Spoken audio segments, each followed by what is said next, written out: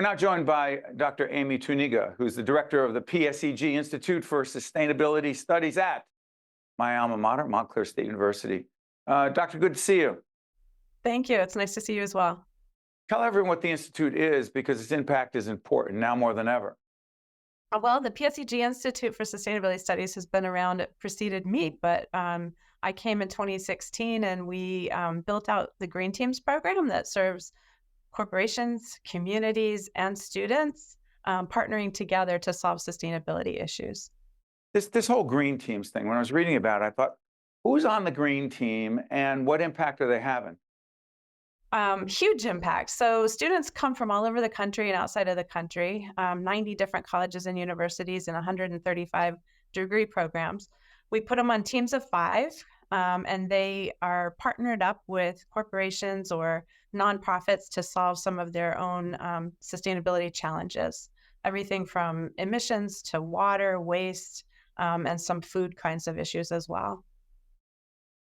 Amy, connect the work that's being done at Montclair State at this institute with the larger crisis of climate change.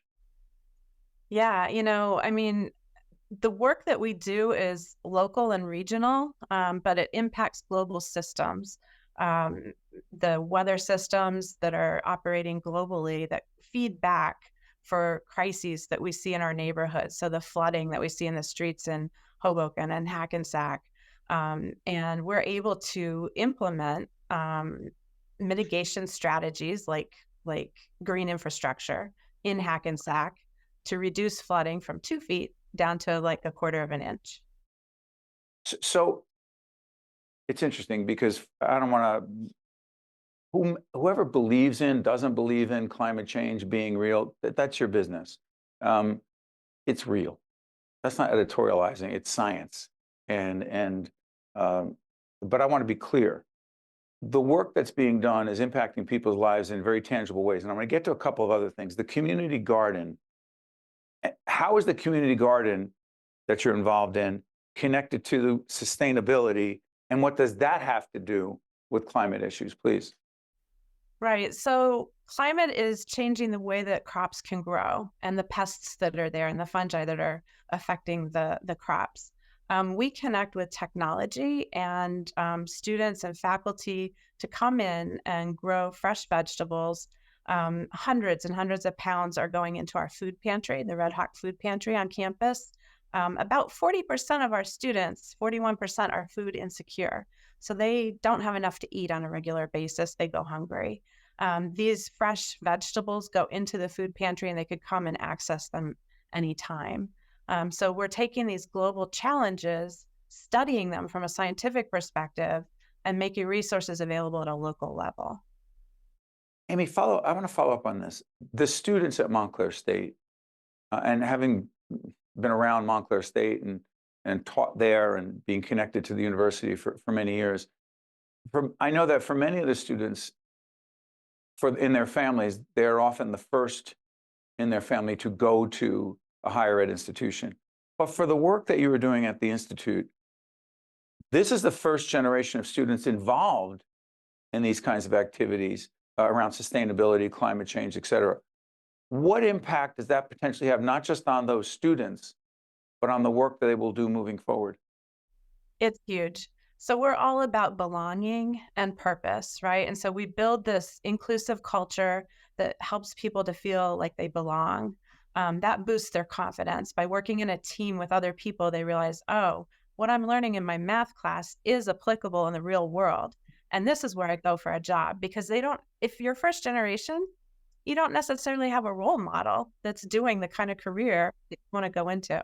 So they're able to build social capital is what we call it, but it's a network, right? And so if you have family members that are working in all the kinds of companies you want to work in, you have that social capital, you have that network. But so for these students, it's like a springboard. It helps them to see what they would actually be doing. And it's different than just a regular internship. It's, we've moved away from apprenticeships, but really for first generation college students, you need an apprenticeship in a corporate kind of job. And that's what this is. It's a bridge into those careers.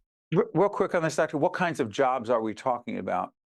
So, these are 135 different majors that these students have come from. And so it's everything from accounting and finance to communications to STEM, engineering, physics, math, the humanities, writers. And they're going into jobs at EY and Deloitte and Accenture. So some of the big companies, but also locally in government in the New Jersey Department of Environmental Protection or the Environmental Defense Fund. They're also working for Bureau of Public Utilities and municipalities and nonprofits.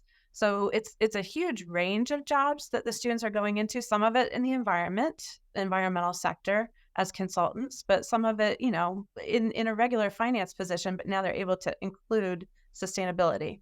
As I'm listening to Amy and thinking about this, it's funny. People say things like, "Oh, someone's in the environmental field or the field of sustainability as it relates to climate change." But the reality is, and Amy knows this better than I ever could, is that there is no job, there is no industry, there is no field that you can be involved professionally that does not. There are banks that we interact with that are involved in sustainability initiatives, climate change initiatives, trying to make a contribution. You can't get away from this. And so it seems to me that what the Institute is doing is embracing that reality. Real quick, before I let you go, Amy, you're so passionate and committed to this work because? It's the future, right? So last summer when we saw those orange clouds passing through, we've been talking about this happening for decades. It's here. We can't breathe. We want future generations to have a healthy life and environment. And they need a job to be able to address those issues. So this is how to connect all of those dots. Dr. Amy Tuininga is the director of the PSEG Institute for Sustainability Studies at Montclair State University. Amy, great to have you with us. Thanks so much. Thank you very much. I appreciate it. You got it. We're right back right after this. Think Tank with Steve Adubato is a production of the Caucus Educational Corporation, celebrating 30 years in public broadcasting. Funding has been provided by Horizon Blue Cross Blue Shield of New Jersey, PSEG Foundation, PSEG, New Jersey Sharing Network, the Fidelco Group, New Jersey's Clean Energy Program, Englewood Health, PNC Foundation, and by the Adler Aphasia Center. Promotional support provided by bestofnj.com and by ROINJ.